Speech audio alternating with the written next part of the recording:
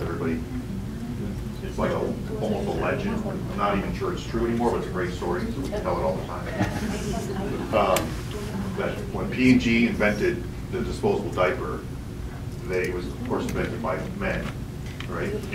But bought by women. This is around 1960, and it was sold. It was promoted as something that was very convenient, right? I mean, you know what a cloth diaper is versus a disposable diaper, right? It's very convenient. And so they did this research. They found that people wanted convenience. They launched the product, and it was not very successful. And they couldn't understand why. So they did a focus group, or a number of focus groups, and they talked about it, talked about it, talked about it, and finally, again, I don't know if any of this is true, but at the end of the focus group, someone said, I don't want to do what's best for me, I want to do what's best for my baby. And so that was essentially a different scheme. And so they then completely changed their marketing of the product, and they still do it today, right? It's super absorbent, it keeps your baby dry, prevents diaper rash, right? So it's the same product presented in a different scheme or frame, and then it turned out to be incredibly successful for the next. Yeah, so it's not convenience for the mother, but it's right for the baby. Right. Which really plays into some of the predominant metaphors of the American dream, that your obligation is to make sacrifices for your children. Yeah. Right. So that's exactly this is exactly what you're talking about. They just changed the scheme from good for me to good for my baby. Yeah, but the important thing is to understand how to change, to understand the dynamics.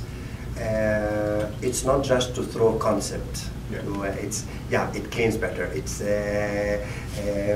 good. It's good for the baby, but it's caring for him. It's blah blah blah. So, yes, it's convenient, but I'm taking them into another. Right. And this is, and when in research, when we have that understanding of psychology, that means we start to think not only how we talk to the respondents, but also of the people and the groups, but what we are looking for. What are the obstacles which might happen? If we understand how to break frame of mind, then we understand how we can rebuild a claim or counter claim. Sorry, Sammy. No, it's okay. Coming all the way from Australia. So it's so those things are becoming important. In fact, this is one thing we as an outcome we got for ourselves. The other thing is what we knew before and we are doing before. That research is not going into focus groups, into IDIs or surveys. It's a business issue, and with the tools we have, we can use it as much as whatever we like, or as in fact not we like, as it fits to the requirements what we want at the end. So it's not anymore rigid. Qual, blah, blah, blah. No, it is business issue. We need to have better understanding so we can help with the decision that client make. This is the second or the equal takeaway we had.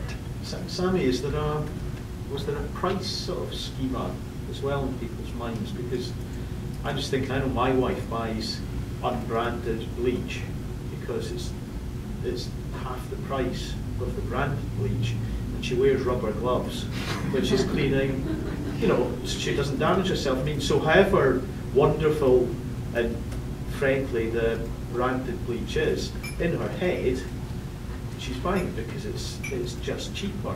That's true, and that's one of the elements we will be looking for. In fact, we will be looking for from the first group, so we can evaluate what is the impact of it.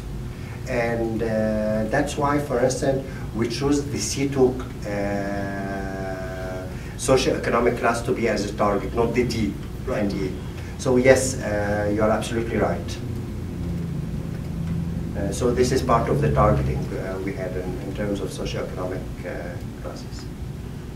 But it doesn't have to be, by the way, because some, they have this schema in their mind. For instance, it's not the price, but it's not only the price, because it cleans better.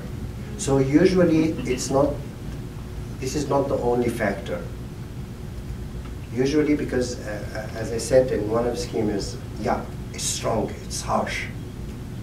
It can really take away everything. So this is we found it's even stronger factor than price.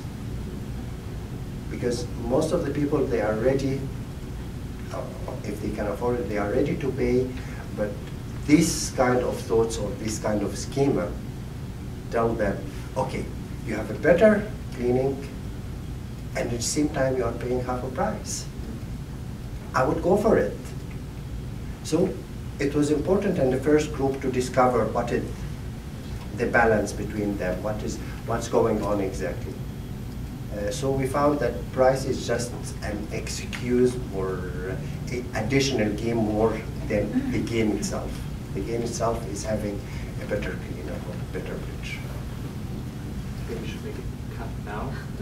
Use the 10 minutes break, have discussions more then, and then David can come. Sami, thank you. Okay, thank you.